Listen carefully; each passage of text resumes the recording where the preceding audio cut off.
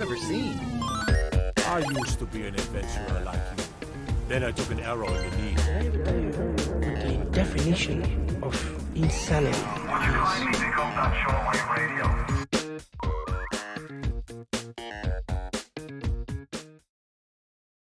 Hello and welcome to episode 71 of PvA Radio, the very first episode of the brand new year, 2020. I'm your host, Luke Croft. Joining me, as always, freelance gaming journalist Cody Mellokline. Cody, how are you doing, my friend? Good. Feeling refreshed for the new year before it beats me back down. Did you get much time off from work? Yeah, I got all of last week off. Very nice. Luckily, I had to work a part of the day at home, but I was lucky enough to get it all off and enjoy some time with my family. That's awesome. That's awesome. Also joining us, made way too many dad jokes about the new year rolling in, ladies and gentlemen, Larry Hunt. Yeah, it's me. What? You cut out, so I'm just assuming you said that it's Larry. I don't know. Oh, it is. I did. You assumed correctly. Great job. Boom. You know what they say about assuming? You're usually right. Happy New Year to you both. Larry, did you get down parent style last night for New Year's Eve? Yeah, we actually let our kids try to stay up till midnight. The 2-year-old did not make it. The 5-year-old made it, and as soon as the ball dropped, she was like, that was it. Welcome to life, world. kid. Yeah. She was real disappointed and went straight to bed. I feel like I remember being disappointed by that too, because it's not like they just dropped that ball on all of the people standing in Times Square, which is what, 8-year-old me was expecting. It slowly ascends. I saw a great tweet. Someone said that they didn't need to stay up to watch the ball drop because they drop the ball every day. Oh, there you go. I've seen parents that just pull up a YouTube video of the previous years to show their kids, and then they're like, "All right, it's the new year, and go to bed," and it's 9:30. Yep. That's what you should have done. Yeah, guys, I'm excited for the new year. We got nice big meet you. things. Excited, I'm dad. We got big things planned for the podcast, and some renewed focuses for me going into 2020 that we'll talk about here in just a moment. But before we do that, this is PvA Radio. We get together each and every Wednesday over here on twitch.tv/PvA Radio at 9:30 p.m. Eastern time. Each of us brings one of the biggest gaming news stories of the week to the table. Then we have an in-depth discussion about it. Consider it your collaborative audio feature article, or your CAFA, if you will. And Larry, what do we want people to do with that? You're gonna want to shout that next year instead of Happy New Year, because how many of us are really happy?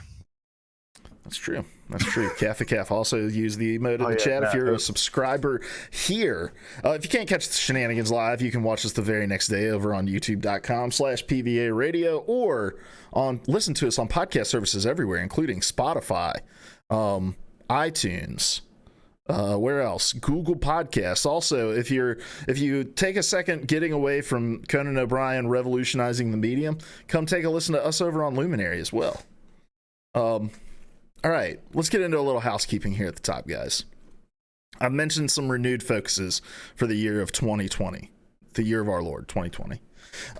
One of the things is going to be, I'm going to try to be a lot more active in our Discord. We do have a Discord server, and sometimes it's me, Larry, and Cody just talking to each other in there, but we want to get the community more involved as well. So if you're watching over here on Twitch, you can type in !Discord in the chat, and that will give you a handy dandy link to join our community. Or if you're watching on YouTube or listening on podcast services, you can find the link in the description below. But come on over, join us. We're going to try to do more gaming discussions. We used to post about our topics before the show went live so that our community could weigh in. We're going to start bringing that back as well. We have a lot of channels set up in there. If you're looking for a group to play with, hopefully we can get some people in there that play League and want to play with me. That's really the whole goal behind the Discord. Exactly. That's very true. Very true. So that's going to be a big one. And then here in the next few weeks, hopefully, the three of us are going to get together, have a conversation about making some structural changes to the podcast. Still doing it on Wednesday, same bat time, same bat channel. But we want to make sure we're giving you the content that you want. So expect some changes to be coming down the pipe as far as the structure and flow of the show as we move through the year. But enough of that, guys. Let's jump into our podcast. Like we jump into all of our podcasts with what have you been playing? Larry, let's start with you. Guys, you guys know this already, but podcast listeners, I finally made it to Diamond in Apex, and I'm so proud of myself. That is a pretty big accomplishment. It is. It is. Last season, only 2% of players made it to Diamond. I'm sure that number will be higher this season, but it's still probably going to be a pretty low number. So I get a fancy new trail when I drop in. Last season they got electricity. I'm hoping this season will be some kind of fire thing. That's it, I guess. You are an Apex legend. Not yet. Next season I'm going for that Apex Predator, and I think I might be able to do it. And if I'm understanding right, that's right after Diamond, right? Yeah, I mean I gotta go through 4 levels of Diamond to get there.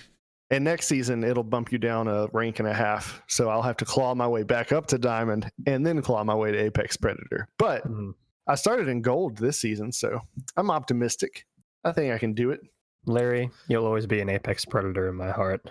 Oh, thanks. I don't know if I'm happy to be a Predator in your heart, but the sentiment is good. The sentiment is good. Take the Apex. I got an Elgato for Christmas, and I've begun to stream with some quality. I just broke my microphone, so I'm not sure when I'll do it again. But I do intend to start streaming Apex pretty regularly. So you can find me on Mixer at Still in Flux. Mixer.com/StillInFlux. Yeah, I just really like Mixer, guys. I like it better than Twitch. Sorry. Well, look, we've had the conversation. We would be over on Mixer if it was easy for me to export this show from Mixer, because I really enjoy Mixer as well.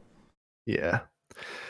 Other than that, I have not played any games, but that will change this week. I did get the Star Wars game, Fallen Order. Very excited to jump into that. I've had some things like lightly spoiled for me that doesn't bother me. It just excites me. There's a particular very creepy planet that I can't wait to go to. And also on Friday night, I have an school Halo LAN party to attend. So, nice. Oh, are you guys doing that more regularly than? Because didn't you guys just do that at Thanksgiving? It was an option, but I wasn't in town to do it. So, what happened was one of the guys who used to play with us and moved out of town came in to visit this week, and so. He was like, "Hey guys, you want to play some Halo?" And although it just happened, absolutely we do. Nice. All right, Cody, what have you been playing? Quite a bit. I got a few games for Christmas, and then I was home for the holidays, and I brought my Xbox so I could play screen by screen with my brother, as we used to when I used to be at home. And so I got to get on that Battlefield grind again, which was fun. I always enjoyed that game. But I have played a hefty chunk of Jedi Fallen Order because I did get it for Christmas. As someone who is not especially invested in the world of Star Wars, I'm actually really enjoying it, just on a pure gameplay level. I don't know how much I should say because I want to hear Larry's impressions as pure as they can be. But my biggest takeaway is that this is it is a solid foundation if DICE or if Respawn ever gets to move forward with another game like this. Nah, dog. Just Apex all the time now. Yeah. It's kind of unpolished in a lot of areas, but it's kind of like a Mass Effect 1 situation. Like Mass Effect 1 was a solid foundation for what the rest of that franchise became, and I feel like I don't know if they'll do another one because they kind of finished their Star Wars deal, but this would be a good foundation for if they decide to continue to do third-person action stuff. Mm-hmm. That's all. The only other thing I'll say is that the protagonist is vanilla as hell. That's kind of disappointing because they brought in an actor that has the capability to be more than that. Exactly. Yeah, but the characters around him are really fun. Who's the actor? I don't remember his name, but he was the Joker type character on Gotham. Cameron something. He's on Shameless as well. Oh, I thought that. Okay, I didn't realize.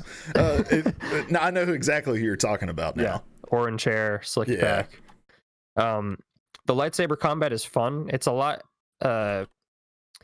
It feels good. Like a lot of it feels good, but there's just some things, like a lot of stuff in the game. There's just something that feels slightly off about the timing for a lot of stuff, but it's still a lot of fun.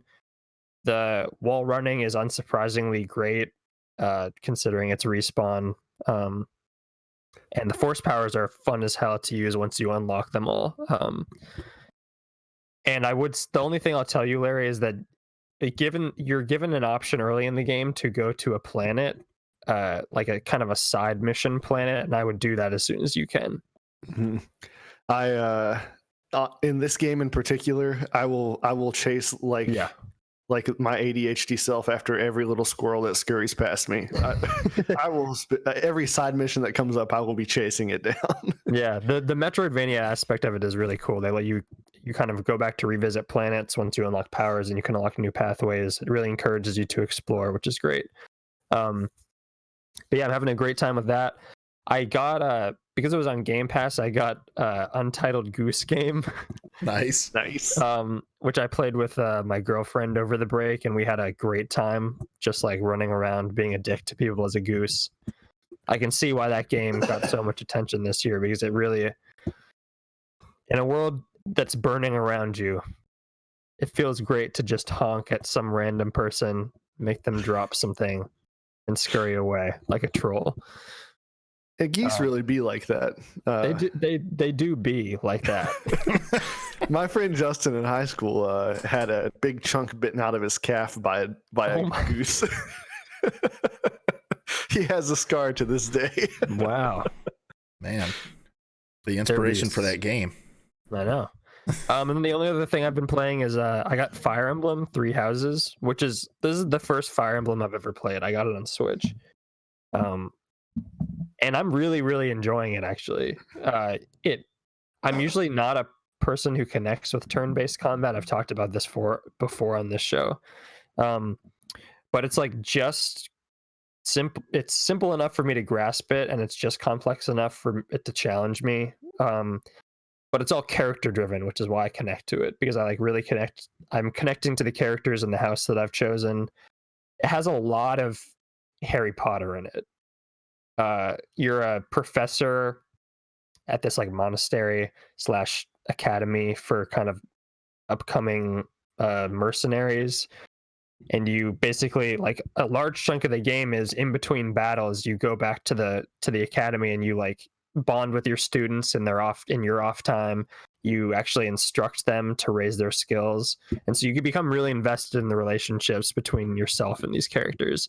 And the writing is just charming enough to like really draw you in instantly, and it's just cartoonish enough to like give you a broad outline of who they are right away. It's very anime in that way. So I'm really enjoying that, and I'm looking forward to putting in much more time into it. Well, if you want to nerd out about that game with somebody, you should hit up Andrew Nimsgren, the host of Project Esports. Yeah, he loves that game. He's all about that game. I remember him saying that was one of his the games he was most hyped for after E3. I remember that period. Yeah, he loves it. So definitely will. Yeah. Hit him up in Discord if you want to. Faux show. So, let's see. What have I been playing? Obviously, more League. Getting more comfortable, getting more confident in my ability with that game. I also found this stream that I'm gonna plug it right here because it's awesome. All right, it's called Salty Timo, and what it is it is a bot that will find the lowest rated League of Legends matches that it can at that time, and allows the viewers to spectate those matches. And everyone has a fake currency that they can wager on these matches wager on who they think is going to win them. And I'll tell you what, man, that watching that alone has given me confidence in my ability at League of Legends. Because I was always worried, like, okay, man, if I play ranked, I'm going to end up like Iron 4, like lowest rank. And now I'm watching these streams and I'm like, okay, I don't think there's any way. But the best part about the channel is that it is on 24/7, so you can tune in at any given time and watch this. I just have it up on the background in the background while I'm working because it's just funny to watch. But every now and again, I'm like, all right, I need to go watch a professional League of Legends match to just cleanse my palate. Is this like is this like amateur play? Or is this just people streaming on Twitch? These are just people that are playing the game. Just random people. Yeah, and this bot drops in to spectate them. So, okay. So they don't even know that they're being wagered on. Yeah. Gameplay. It's a little bit of blood sport, but Definitely. well, there were apparently some privacy issues back in the day. Like people would harass and troll these individuals, and they've had to like put in some really super strict guidelines for their community now. So kind of voyeuristic. It's interesting. Yeah, it's interesting, but I find it very entertaining. My wife does not, so we've been watching a lot of it. And then I played a game called Degrees of Separation, and I will give more detail on why I chose to play this game at a future date. But I was on. I was visiting my in-laws, so I wanted to play something on Switch that was kind of pick up, put down, and didn't require internet because their internet is terrible at their house. So I picked up Degrees of Separation, which is this really cool like 2D puzzle platformer where you actually play as two separate characters on the same screen. And I have them pulled up so I can remember their names. Ember and Rhyme are their names. And Ember is from this like kingdom of heat, and Rhyme is from this kingdom of like snow, frozenness. And wherever Rhyme stands, everything either in front of him or behind him relative to where he is to Ember freezes. And similarly, wherever Ember stands, everything in front of her or behind relative to where Rhyme stands unfreezes. And so you kind of have, it's like you're positioning yourself to make the world change. So like, for example, there may be a river that you have to cross, and there's a button in the water, so you have to put Ember at the front so the water won't be frozen and she can go in, and or maybe there's something over top of the water that you need to get, and so you would put Rhyme in front so that it freezes. So it's really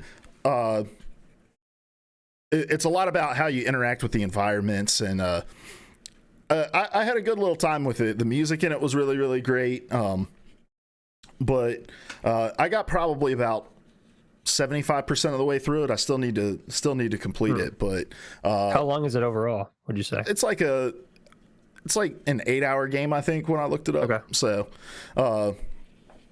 yeah, it's a solid little platformer. I'd recommend picking it up because I think I got it on sale for like $2. So nice. It was a solid $2 spend for a trip away from home, away from my PC. Couldn't play League of Legends. So, all right, guys. Well, let's move into our topics. And I will caveat our topics this week by saying not a lot of news the week between Christmas and New Year's. Surprise, surprise. Mostly because none of us even really know what day it is right now. It's January. January something. So, these are all kind of looking forward to 2020 related this. So Larry, we're going to start with you. What would you like to talk about as we look ahead to next year or this year? So I saw Cody's topic and I thought, well, that's a good idea because I don't have any ideas. So mine is a ripoff of Cody's. So as you listen to this podcast, if you get to Cody's topic and you think, wow, he just copied Larry's work, not true.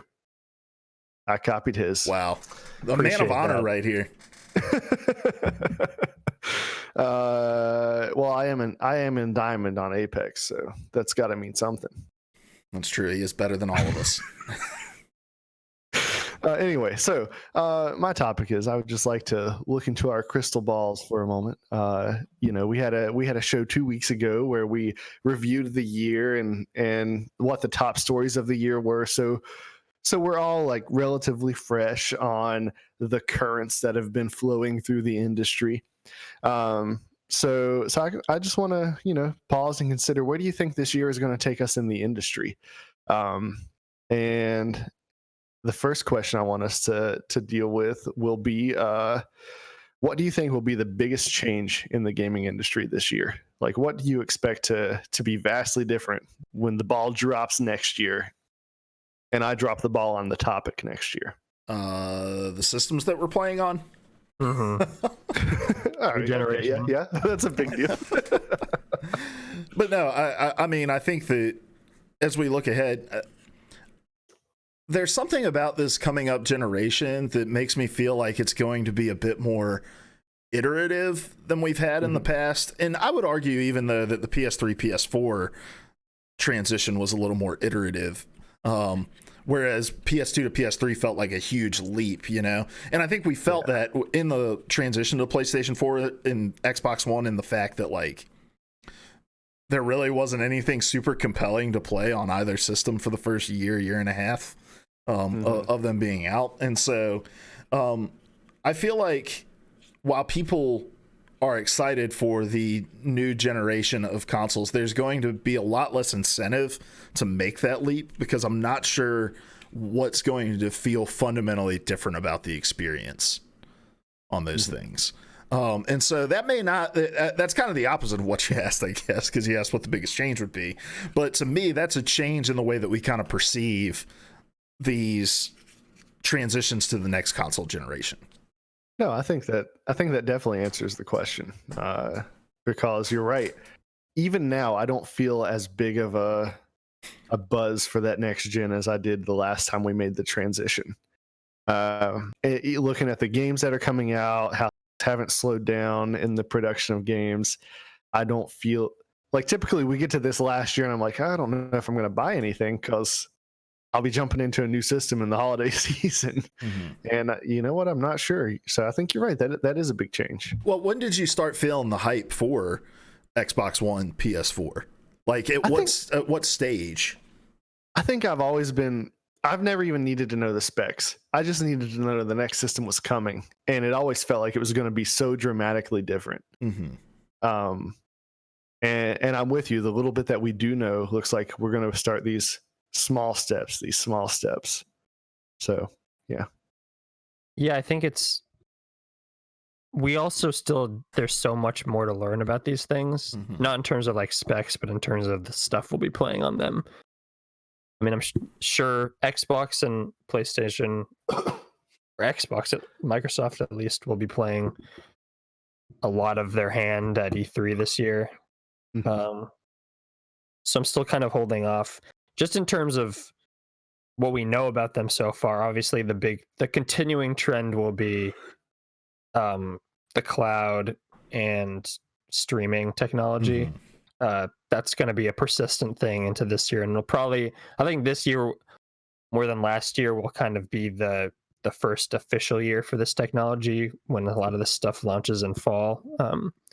Stadia was obviously a starting point. I think Microsoft diving into that, and then whatever Sony does, if they do anything, will be a large part of that as well. That's going to be a carryover, but I think it'll certainly be a major talking point at the end of 2020. Okay. For me, this may be a little bit of wishful thinking, but I'm hoping that there's going to be a big change industry-wide, just in terms of how the workers are treated. We've seen so many of those stories bubbling over the past year, and we've seen people standing up and confronting the companies, not just consumers, but the employees doing walkouts and that kind of thing. I'm hoping that we'll see the actual conditions that people are working under begin to change through a combination of the pressure of the employees and a combination of the pressure of the consumers. And it may be too soon to anticipate that. It may take a little longer than I'm hoping that. But I would like to see less of this crunch, working people into the ground, using them and casting them aside, and above all, probably the toxic environments that a lot of people are subjected to. It's going to take actual unionization. I don't know if we're there yet, but I would like to think that it could happen this year. But some part of me deep down, probably not too far deep down, knows that this year is not the year for that.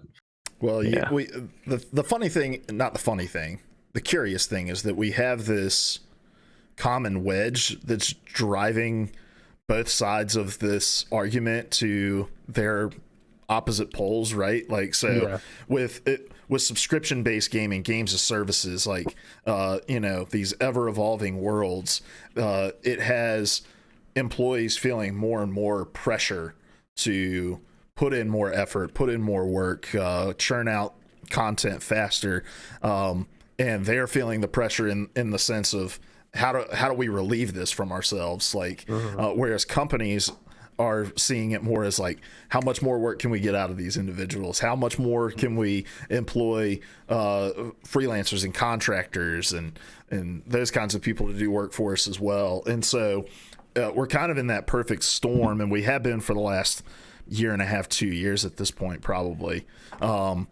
where something is bound to give. But I'm with you, Cody. I'm not sure if it's going to be this year, but I'm hoping it will. Yeah, of course. I think we're always hoping it will. And that's why I say it's probably wishful thinking that it'll happen this year. We're moving toward a blow up of some sort. But the other problem is that it's also, and we've talked about this many times, but it's also reflective of broader problems, in many industries. Yeah.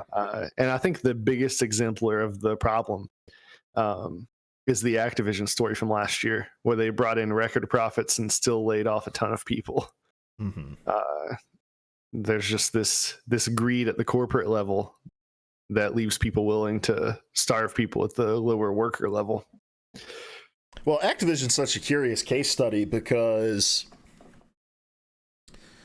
they seem to be the company that is putting more and more of their eggs into one singular franchise's basket. And, and knowing that Activision is bigger than just Activision, with Blizzard being a part of them as well. But for the Activision label, at least, it's just Call of Duty. And they published Sekiro, right? This year. So, but outside of that, what else did they do this year? And so the expectations are having to change internally with them as well. They cut ties with so many of their other properties that now it's just this one has to be successful, or it's boom or bust, right? Yeah. And you can have great confidence in Call of Duty because it is always the top selling game, except when Red Dead comes out. But even when Red Dead comes out, let's not try to. I thought Red Dead beat it. No. That was the argument, and I was right about. That's why you're forgetting, because you don't want me to be right. Oh. GTA beat it. That's right. But in any case, I would be, if they had one Call of Duty game tank, I'm curious about how bad those ripples would be at this point, or if they just have the funds to recover from it. It was dipping there for a while, but it's kind of ticked back up slowly over the past 2 games or so. Modern Warfare did really well.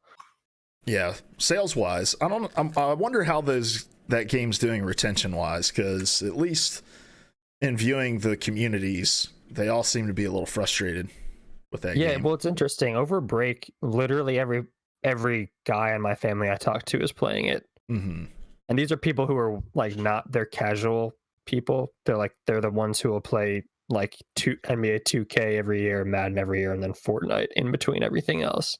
And if Modern Warfare is able to pull these guys away from Fortnite, it says something at least. Well, this may have been a conversation that Larry and I had on an episode you weren't on, but I'd be curious to see the percentage of people who game that only play some combination of Madden, 2K, and Call of Duty. I think the middle of that Venn diagram is pretty significant. Yeah. Well, any other big change in the industry things you guys want to hit real? You ready for the next one? I've got a couple like prediction-y things. I don't know if you were wanting to do anything like that. It's your show. You can do whatever you want. It's our show, Larry. Don't give him that power. You're right. Vetoed. Moving on. I do think this is the year that we will see at least a company go to a higher than $60 base price for their game. And when I say a company, read EA. There's going to be some EA game that comes out that they're like, it's going to be $69.99 or, you know, 70 or 80 bucks. 3. Yeah, Titanfall 3, baby. Yep. Apex Legends Season 4 Pass, $79.99. I know it's not going to drop this year, which is why I didn't mention it as my biggest change, but I think we're going to start seeing glimpses of what it is, and I'm curious about whether it will be a game-changing thing, this Quad A game, because it's such a weird thing to call something. That's just marketing bullshit. Yeah, just marketing bullshit. Okay. I don't know what else could it be? Yeah, I don't know. Very, very big budget AAA. Yeah. So. All right. Well, speaking of things that'll probably turn out to be nothing, is there any big new stuff that everyone's hyped for, some stuff that's supposed to be game changing that you guys think is actually just going to fizzle out this year?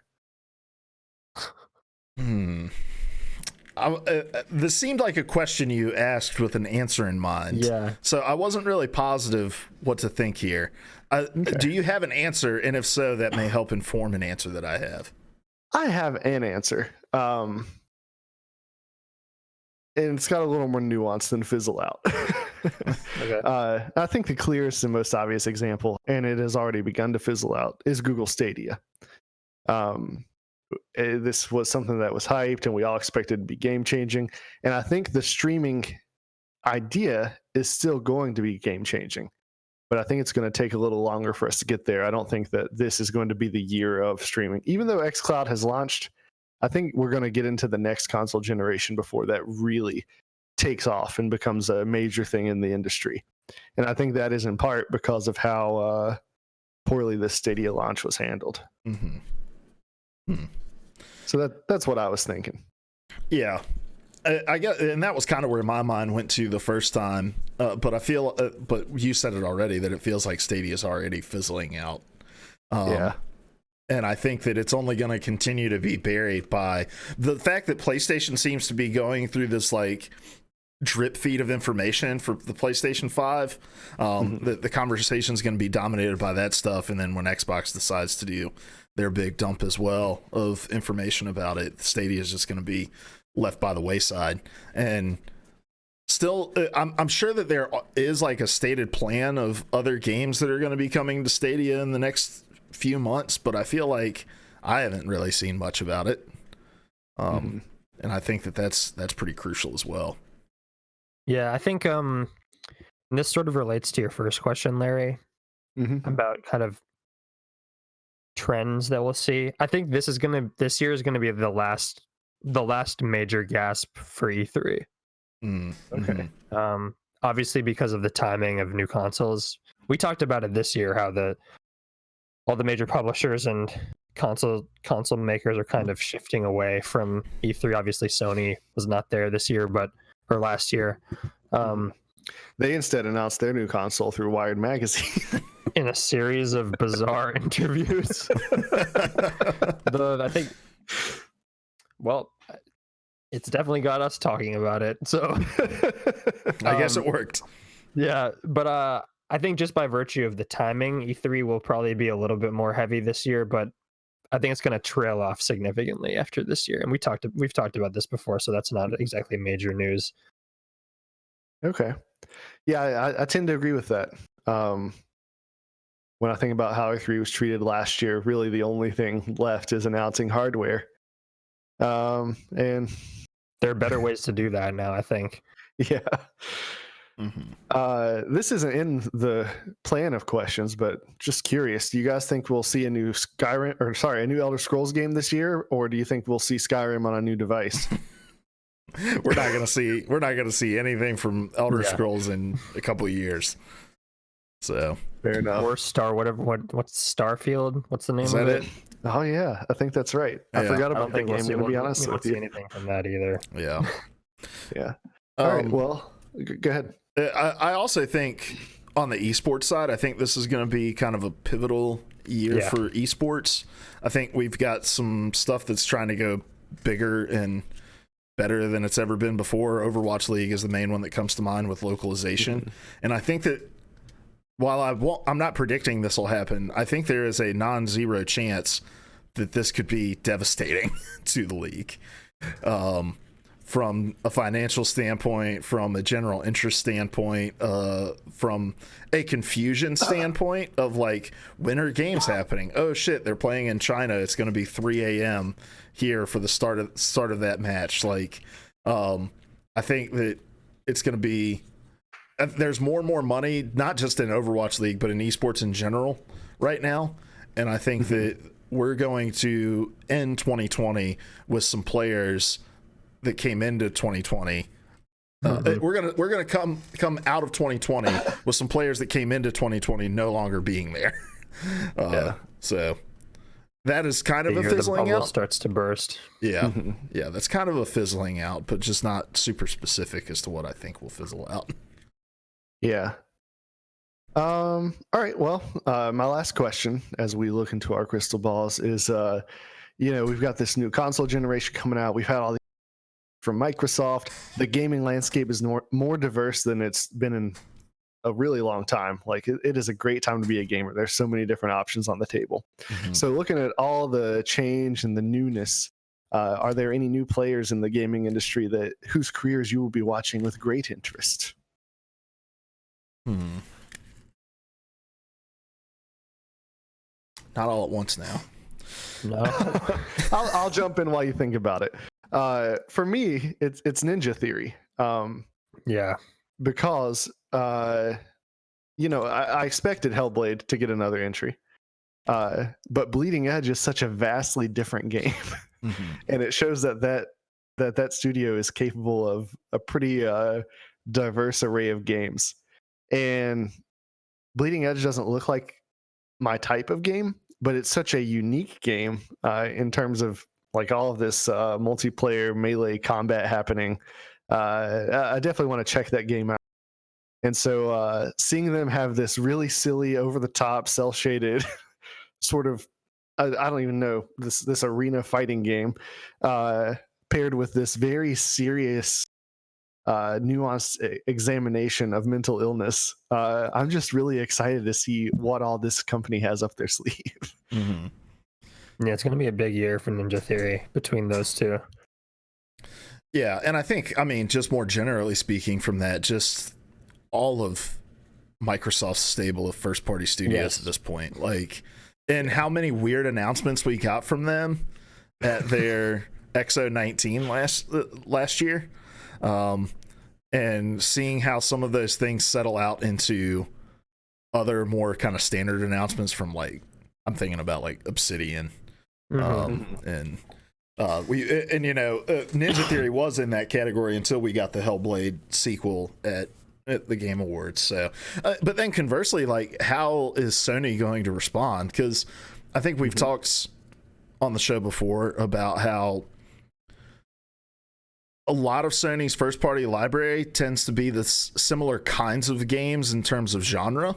There's not a lot of diversity in their library. Now, it's very diverse in the terms of stories it tells and settings that it's in, but they're all like third-person action games. And how do they respond to Microsoft having a much more diverse portfolio? Yeah, Microsoft, for me, they're not a new player. Microsoft is the player to watch.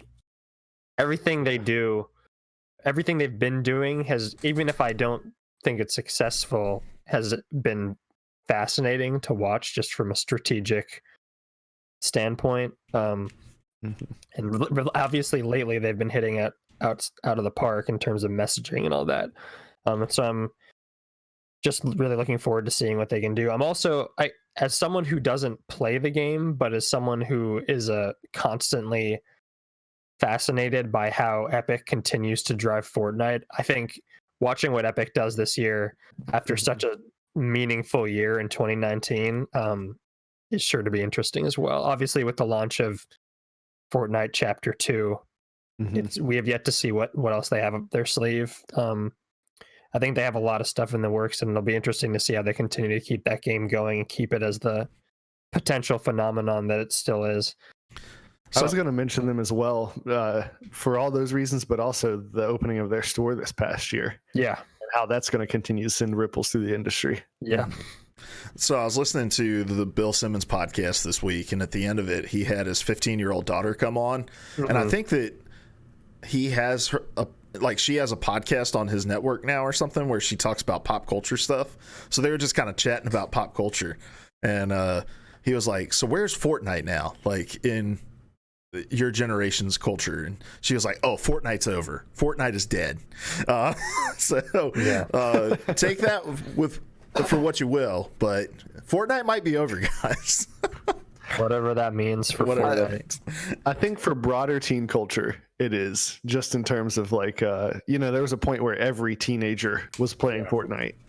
But I think for the gaming subset of teen culture, I don't think that that's quite true yet.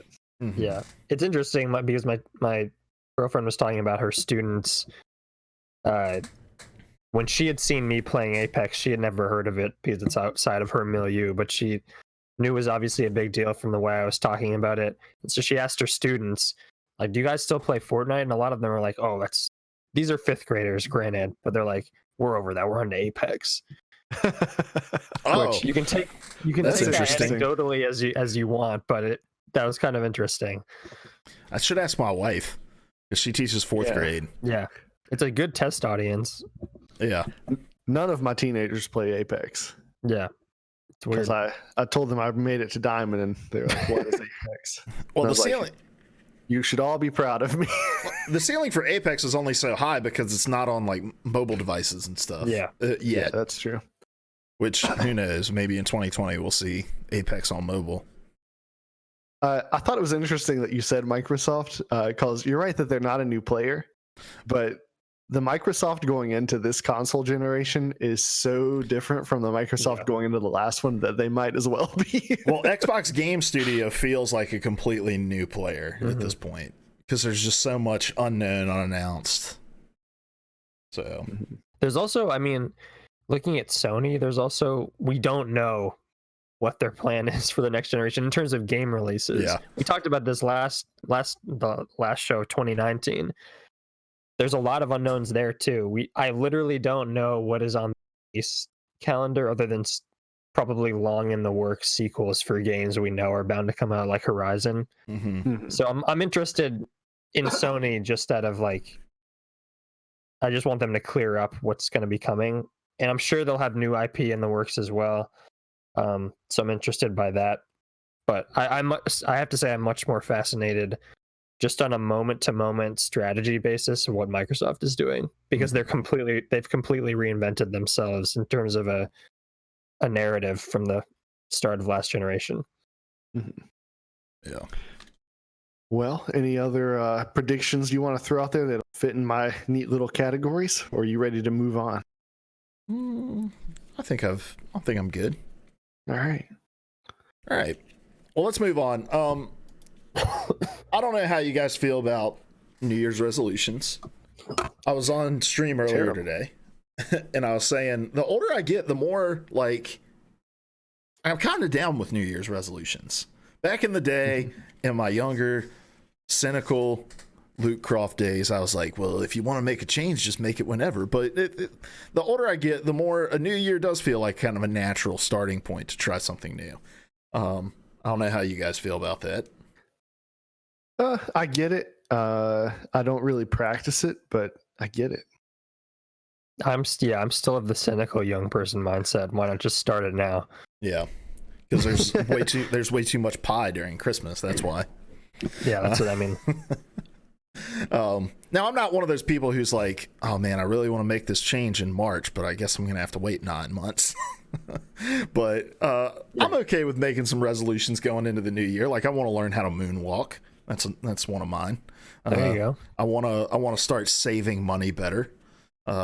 So, not bad things, but I don't want to talk about regular resolutions. I want to talk about our gaming New Year's resolutions. As we look into 2020, what are some things you want to change about your gaming habits? Maybe the way that you consume gaming entertainment. Maybe it has something to do with this gaming podcast that we do. It can be kind of tangential to gaming, but what are your gaming New Year's resolutions?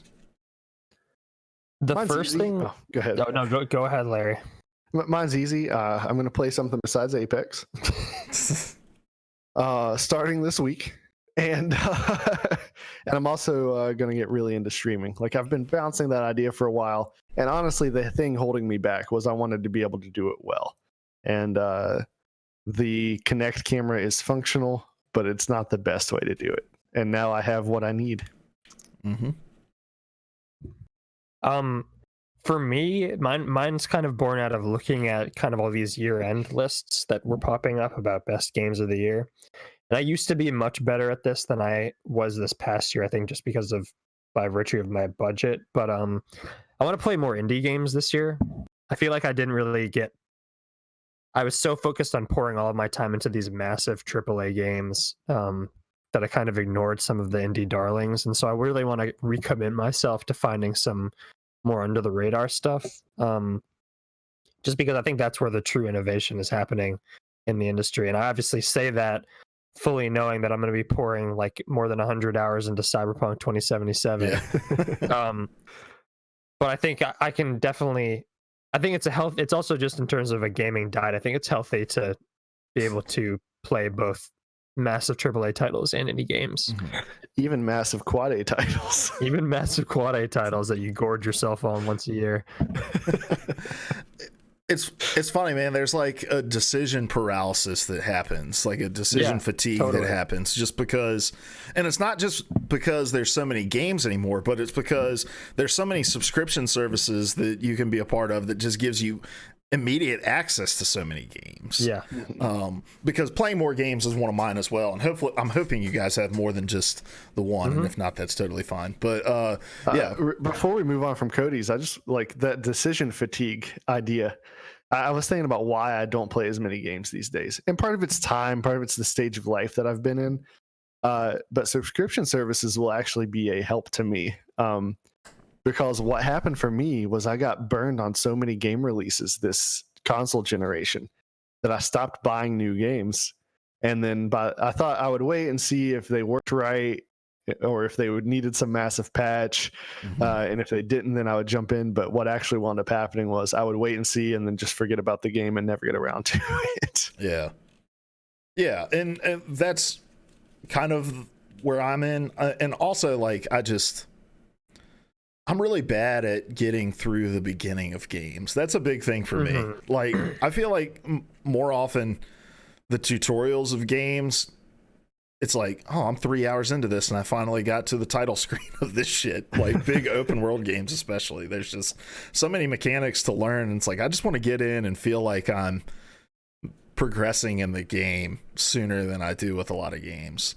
And so I just default to like these competitive games that I can just jump into a game and play and be done within 20-30 minutes and decide from there if I want to continue. But yeah, playing more games is definitely on my list as well. And between Humble Bundle and Xbox Game Pass and Games with Gold and PlayStation Plus's, do they still call that Instant Game Collection? That's what it used to be called. There's just so many games I have the opportunity to play. And so one of my resolutions is like, when we do our What Have You Been Playing, I want to always be able to talk about something new I've at least tried. Because you said something at the end of last year, Cody, that I think kind of jarred me a little bit when you said, I don't feel like we can really do a Game of the Year show because we just haven't played enough. And I was like, man, we do a gaming podcast and we keep up with the industry really closely. But you're right. Like, I want to be better equipped to talk about all of the big games that have come out, at least to some degree, I'd love to be able to do a Game of the Year podcast at the end of 2020. Yeah. And even if we each bring our, I know we all know what we like, and even if we just bring that to it, I think it'd still be an interesting discussion. But yeah, I think getting ourselves outside of our comfort zones in terms of what we play, that's what these streaming services are great in doing, because the barrier to entry is you've already paid the subscription fee, so now you have all this stuff available. You're more, I mean, in theory it should make you more willing to experiment, but much like Netflix, I think people will just go back to their comfort food, or just scroll trying to decide. Decision paralysis again. Yeah, so I think all of us can get better at kind of playing more stuff. I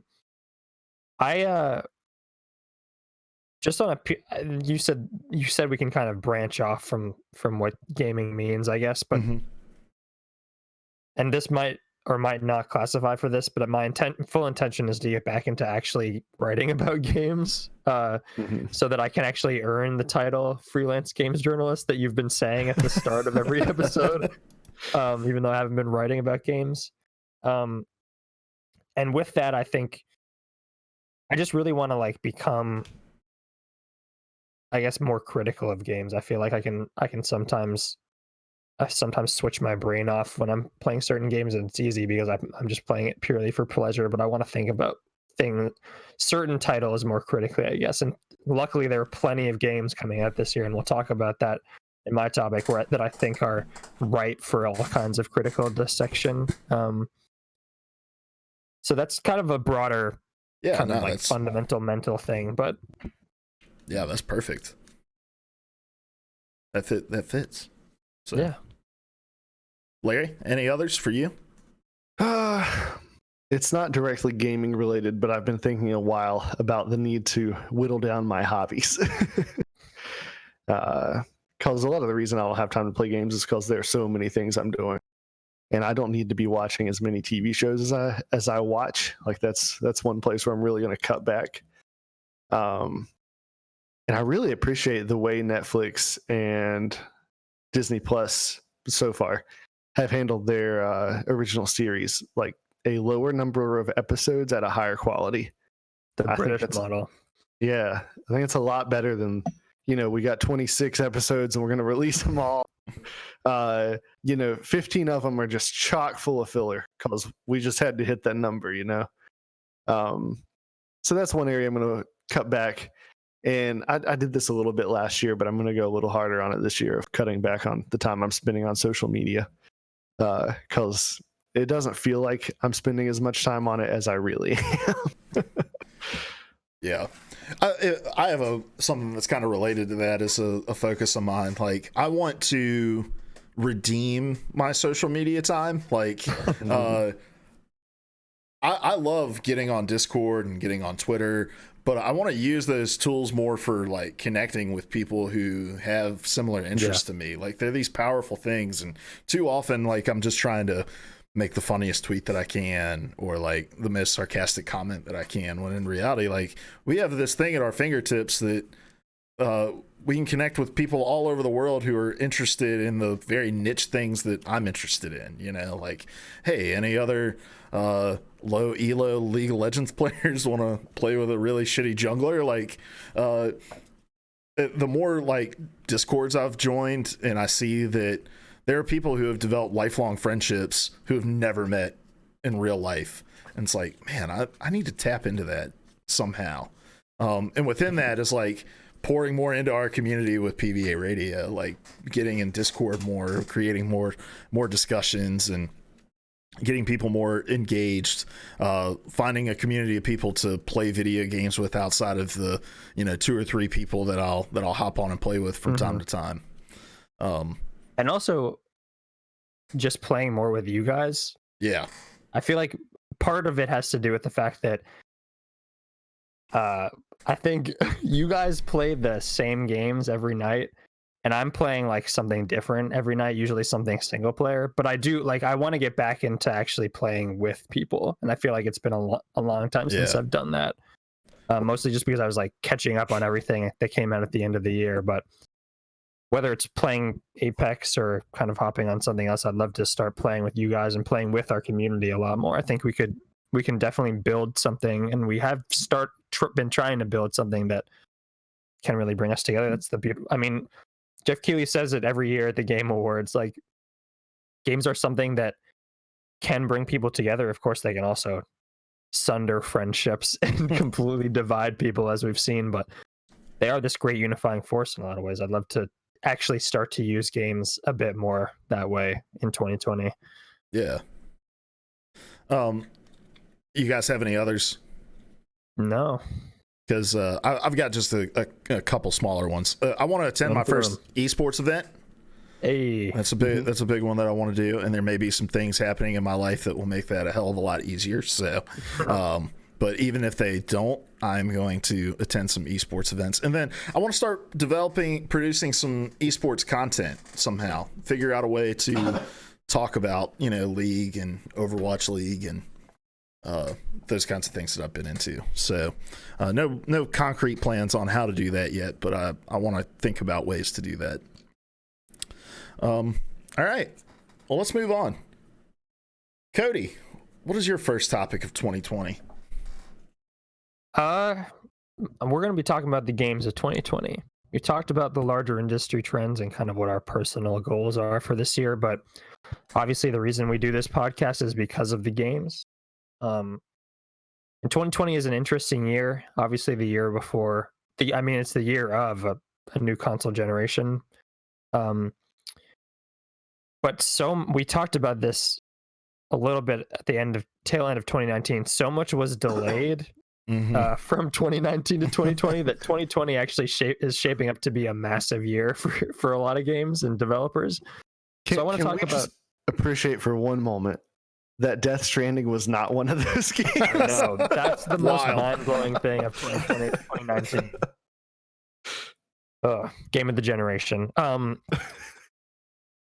So I just want to talk about what our personally most anticipated games are, what we're most interested in releasing this year.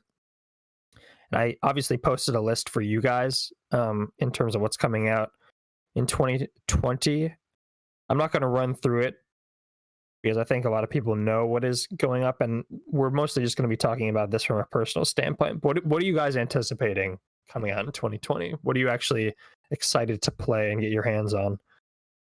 I've got I couldn't narrow my list down to 3. Is that okay? No, go for it. Oh, was there a caveat in the show notes to 3? There was not. Okay, great. I thought you were only asking for 1. So no, you can take this and run with it. So there are 3 that I'm really looking forward to for vastly different reasons. Okay. The first one is Halo Infinite because, as I've mentioned many times, that game it was gaming for me for all of my teen years and well through college, and I was not super thrilled with the last couple of entries in the franchise, and I think that 343 really it seems to me that they really paused and took a step back and re-examined things, and so I'm really excited to see what Halo Infinite is even going to be. I'm hopeful that it's going to be more than just another standard release of a Halo game. I think it has to be. And so I just want to see what that new Halo is going to be. Yeah. There's not a place in gaming right now for we're going to release a 2-part, here's our multiplayer here. Like Call of Duty is still kind of getting away with it somehow, but I really think that's just off of who Call of Duty is and what they've built. Halo, I don't think has and also Call of Duty comes out every year, so they have a natural point of whereas Halo doesn't have that. So yeah, I'm not sure if old school Halo has a place today in terms of release structure and style. It's an unknown game. It's an unknown quantity still. Yeah, and I'm sure we'll see more of it this year at E3. But yeah, it is definitely a game I'm more interested in than anticipating. I'll say that. Yeah.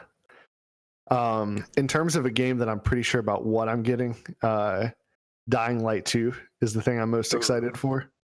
Dead Island was a series that I loved. I'd love to see another one of those someday, maybe, probably not. Dying Light was really, it felt like a spiritual successor to Dead Island. It was a great game, so unique, so terrifying. Too.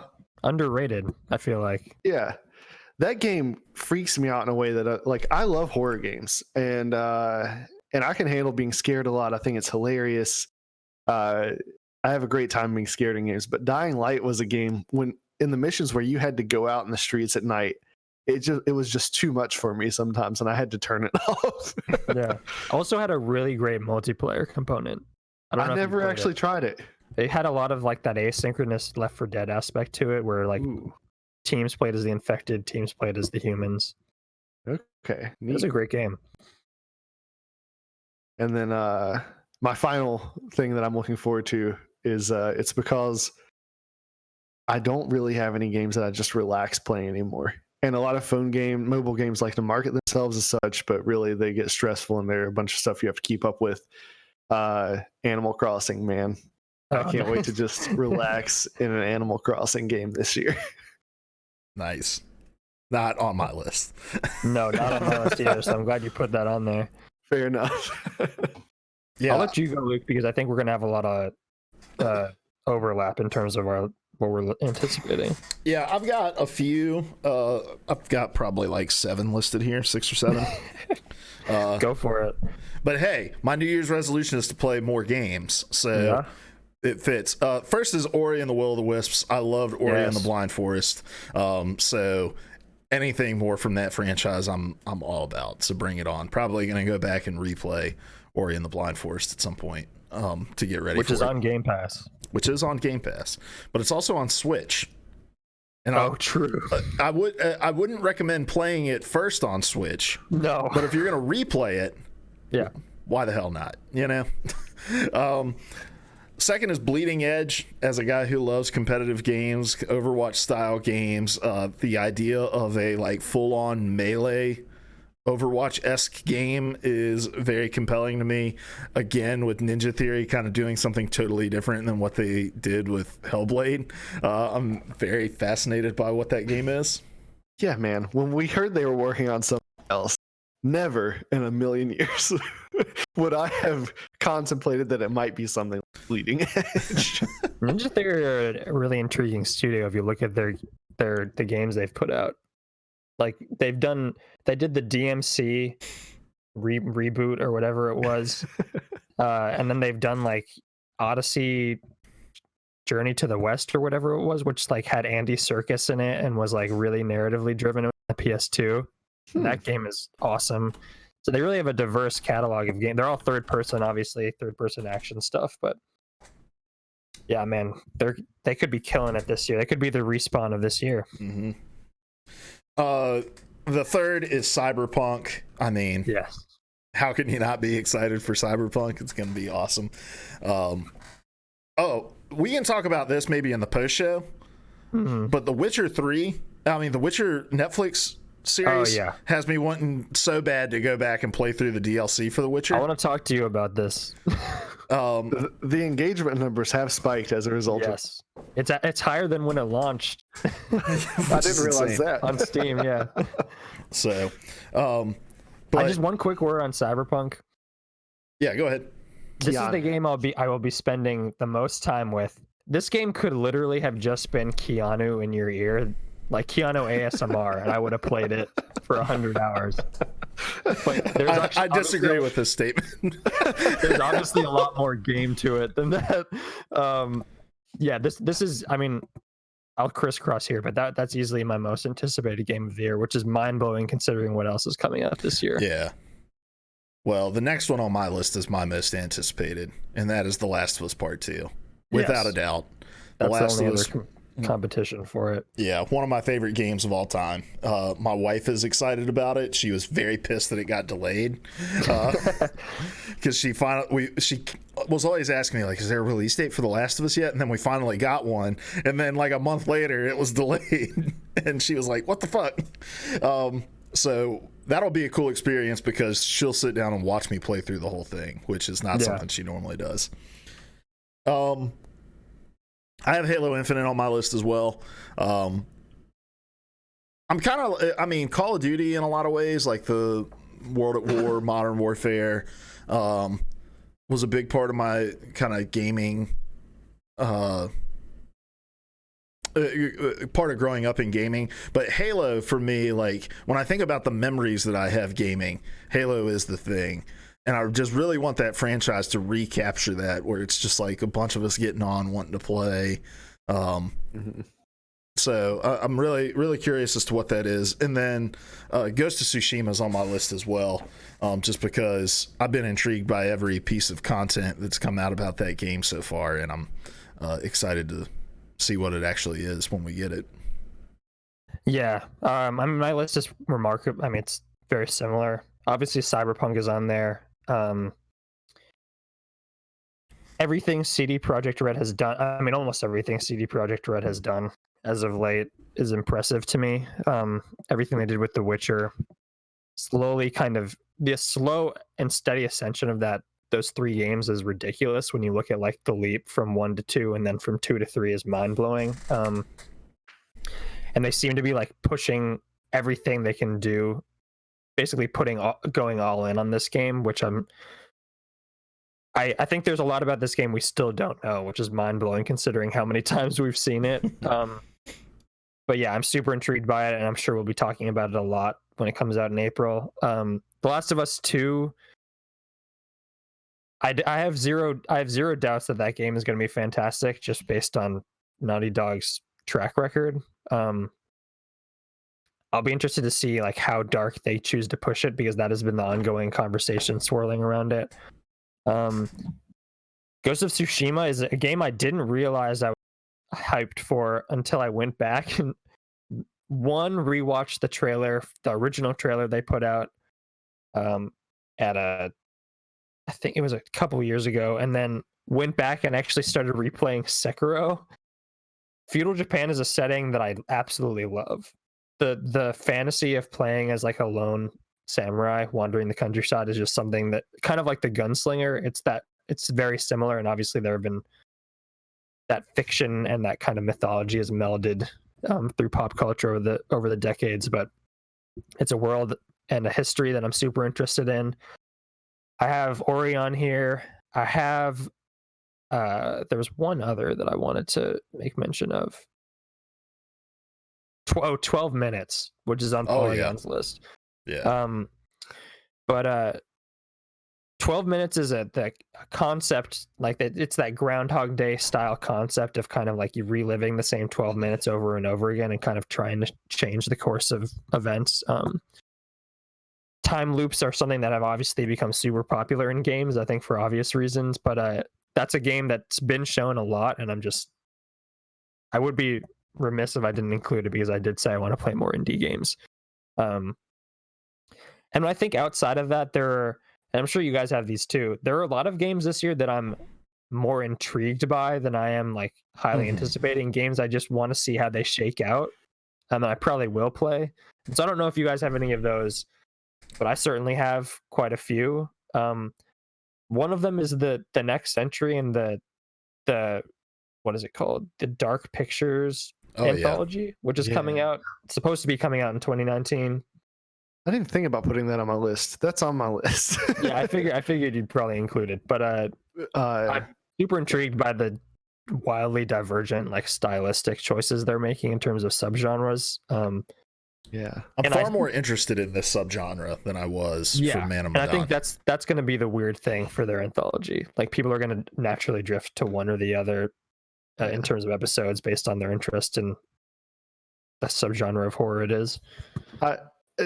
We can talk spoilery about the Man from Medan, right? You think time has passed? Yeah. Right? I was super disappointed that it wound up being like, oh, it's all just a hallucination, and it was really easy to. What?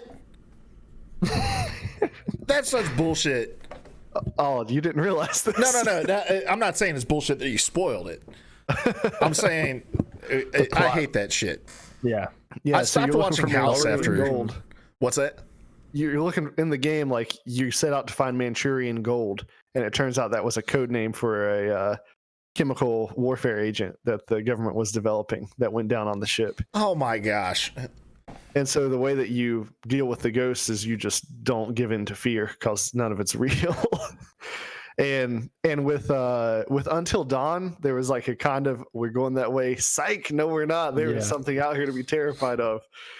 So I didn't like that. So I'm really excited to get back into there is something supernatural here, and it will kill you if you mess up. I'm way more excited for this next entry. I am super upset right now. I stopped watching House after they had that big season finale where he like apparently kills somebody, and then it turns out he was just like hallucinating from the Vicodin that he takes. And I was like, wait a minute, so this, you hyped us up for a whole episode that didn't really happen? I was very upset. So I'm upset about this now. Yeah. But I'm definitely, it's a game I'm intrigued by because, as you said, I think the supernatural aspect of these games is something I've always been interested in. I kind of find it draining sometimes when every single aspect of it is supernaturally tied, which is kind of why I actually connected to the end of Man of Medan, because it wasn't, probably because it wasn't Until Dawn. But yeah, I think this gives them a chance to hit the reset button and cook up something new. Yeah. And the whole like Salem witch connection. Yeah. That is just super interesting. Yeah, that's always it's always a home run with me. I'm not going to play it because I can't, but I'm super interested in the Half-Life VR experience.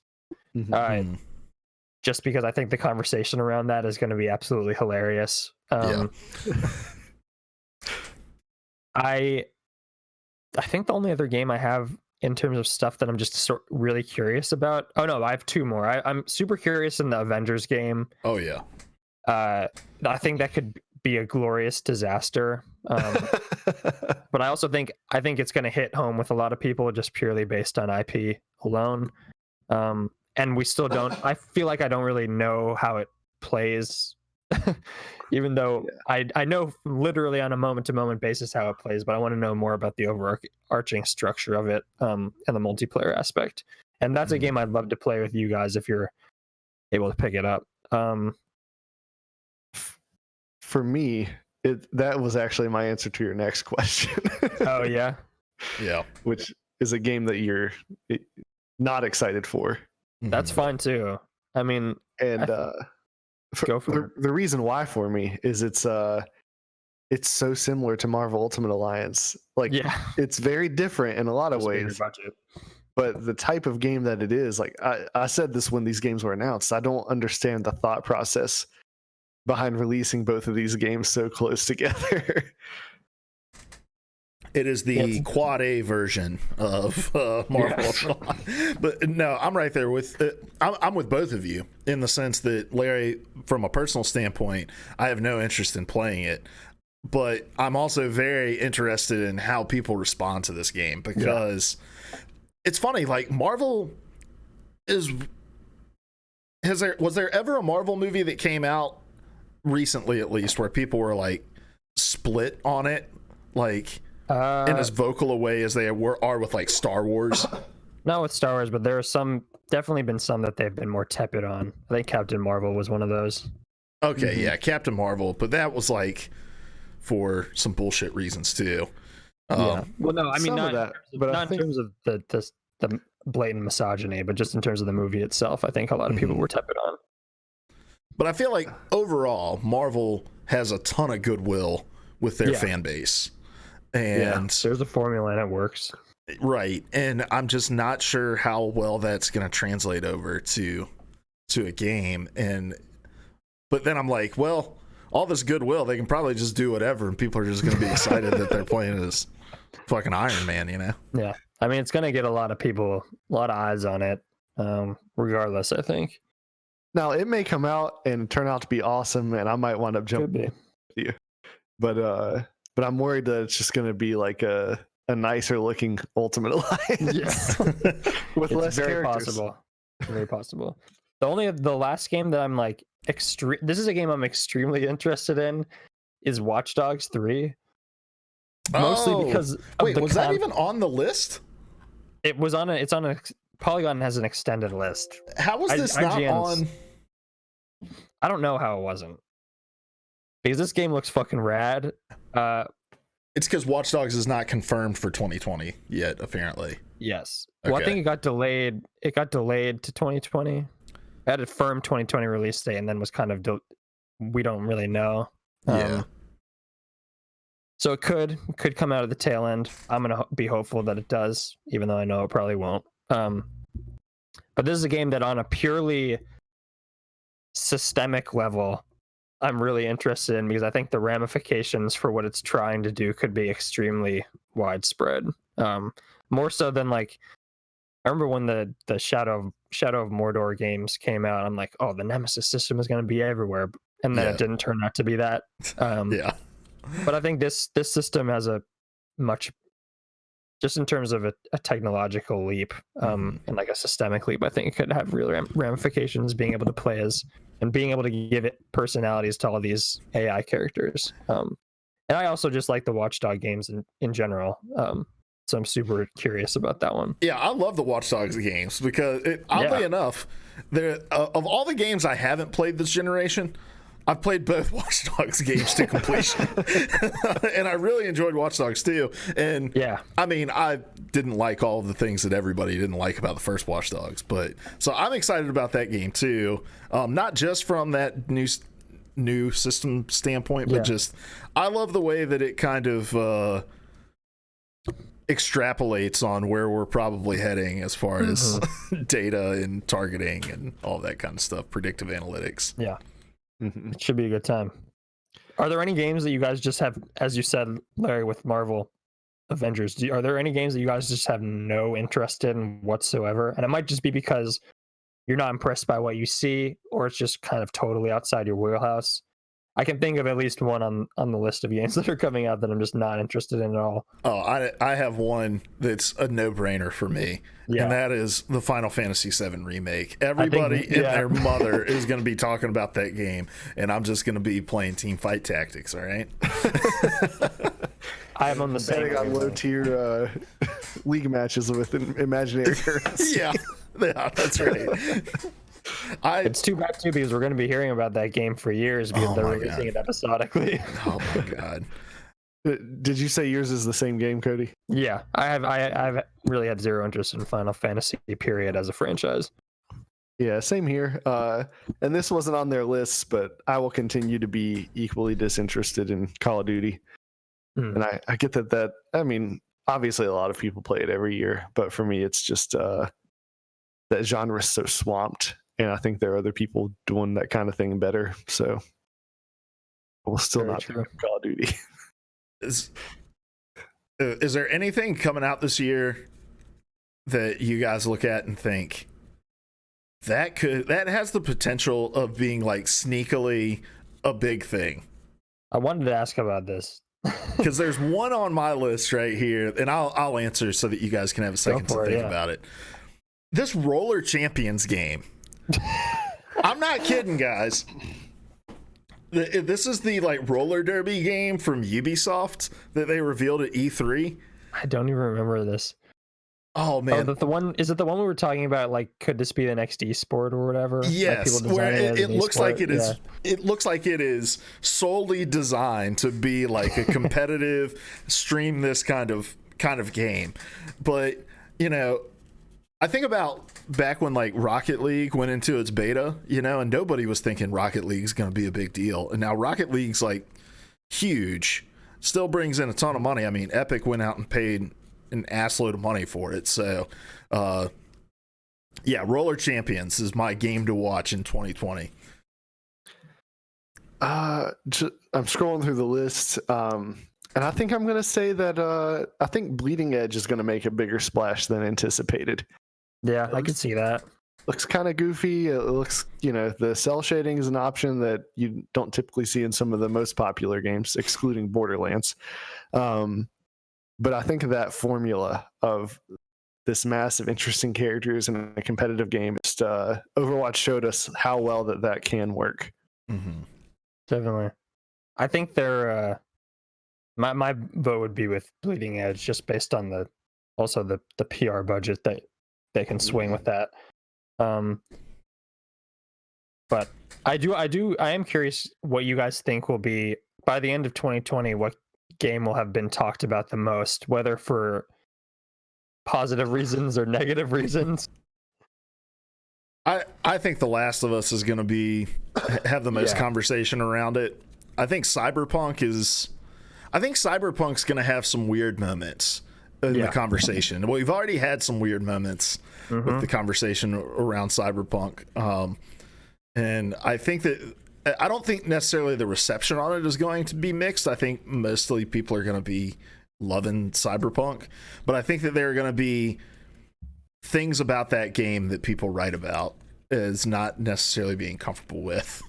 Yeah, I agree. I think Cyberpunk will have a longer tail in terms of the conversation. I think just by virtue of what it's trying and like the scale of it. Sony games are always interesting because or Sony exclusive games are always interesting to me because they seem to have because of the nature of them, have such a confined window for when they're talked about, and then they're reflected on later at the end of the year. Last of Us is obviously a game that's stuck with people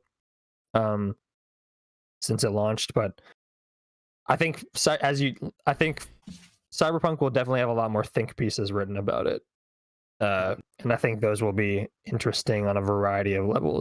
I'm interested to see the discourse of that game in general. I'm going to go with The Last of Us also, because The Last of Us was really a big step forward in the kind of storytelling that could happen in a game. It's one of the first games, I think, where broad discussions were had about how similar this genre had become to filmmaking in some ways. And then I think Death Stranding has teed them up for the broader public beginning to understand that games can tell those kinds of stories.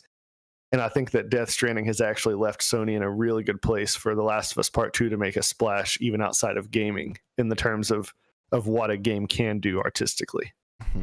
So I think you're going to see that game talked about outside of the gaming sphere in a lot of ways. I think there are going to be a lot of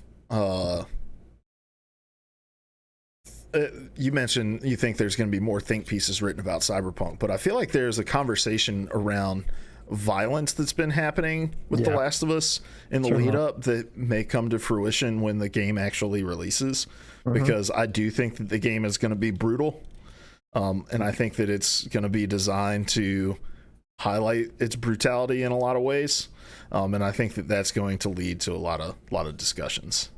I think it will, and I think there's clearly intentionality put into it. And I'll be interested to see how that is written about and viewed within the actual context of the game and the story that's being told. Because I think we've talked about this before, like showing that game and the violence of that game out of context is really disconcerting to a lot of people. So I'll be interested to see what the conversation is actually once people have played the game in its entirety and whether that shifts or not. I'm sure there'll still be plenty written about the violence of the game. And I'm sure there'll be plenty written about the violence and the violence of bodies in Cyberpunk. I think those two games will actually dovetail nicely in terms of the conversation that's being had. I also think there's going to be a massive discussion around spoilers. Yes. With The Last of Us. I can't think of a game recently that people are going to be more spoiler sensitive to than they will be with 100%. The Last of Us. I'll be one of those people. I will as well. I'm already spoiler sensitive, and I'm already really mad at Naughty Dog. Be I mad have a at theory Sony. about that, but I won't hit you with it right now. Okay. All right.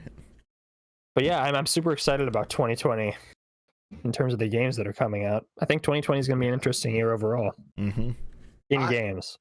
I'm excited too, and I'm extra excited because I didn't expect to be excited. Yeah. I kind of expected everybody to just slow down this console dropped. There's no It seems reason like you're it's going to be gonna able to play them all on the next one true. too. It seems like people are really going pedal to the metal right up until fall, which is cool. Well, they're realizing like, oh, we need to take advantage of this massive ass player base that we've got on these current consoles right now. Exactly. Yeah. Awesome. Well, I'm looking forward to 2020 as well, guys. I should have saved it because there was no real news this week. Again. I should have saved the Salty Timo stuff for my weird news of the week so that we could just talk about the weirdness of that stream. But I think that now is a good time for us to just end it. We've been talking for about 2020 for about an hour and a half now. So we're going to go ahead and wrap the podcast up. So let's go around the circle. Who are you? Where can people find you? What are you going to be tweeting about this week? Larry. I'm Larry. You can find me on Twitter at StillInFlux. And in the coming week, you can expect me to get a lot more spoilery in my discussion of The Rise of Skywalker. You know, I'll provide warnings, but it's time for me to talk about how sad I am about that movie. Yeah. It's time for a reckoning. A reckoning. All right. Codsworth. I'm Cody. You can find me on Twitter at ProElectionaire. I will be tweeting spoilers for The Rise of Skywalker, a movie I have not seen and do not plan on seeing. I'll just be making up my own, what I believe are spoilers. I'll be basically just be tweeting out fan theories from a person who's not a fan. And really, you'll probably arrive at what the movie is, because the truest review that I've read is, you know, the final shot written and directed by J.J. Abrams. Somebody edited that to say written and directed by Reddit. It's the best review of the film I've read. I'm Luke Croft. You can find me on Twitter at LukePVA. And stay tuned to my social media. I may have some big news soon. Hopefully. Soon. Such a tease. Yeah. Follow me tonight and I'll reveal it before Luke does. Oh, spoilers. All right, guys. This has been PvA Radio, a weekly gaming discussion show where we bring the 3 biggest gaming news stories of the week to the table. Hopefully next week we will actually have big gaming news stories to talk about. I imagine we will, as people start to get back to work. So, but if you listen to the show and you want to support us, there's a couple ways that you can do that. The first thing you can do is leave us a review. Wherever you're listening to us, leave us a 5-star review. That helps us to get found. The second thing you can do is join our Discord. In the links below, you can find a link to our Discord. Join it, and we're going to be doing a lot more on that. And then finally, if you're watching over on Twitch, you can subscribe to our channel. We are Twitch affiliates, so you can subscribe either for $5 a month, or if you're a Twitch Prime member, you can subscribe. You get 1 free Twitch subscription a month. You can use that on us, and we would greatly appreciate it. We are going to do a brief post show because I do want to talk to Cody about The Witcher really quickly. I just want to get his thoughts on it. So, but until next week, guys, we love you and goodbye. Second biggest monkey head I've ever seen. I used to be an adventurer like you. Then I took an arrow in the knee. The definition of insanity. Would you kindly pick up that shortwave radio?